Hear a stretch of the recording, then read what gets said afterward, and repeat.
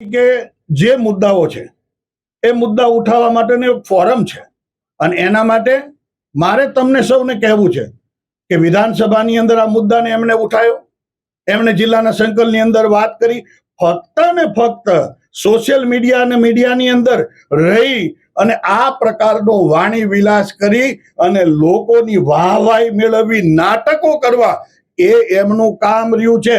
ત્યારે એ યોગ્ય ફોરમની અંદર વાત કરે।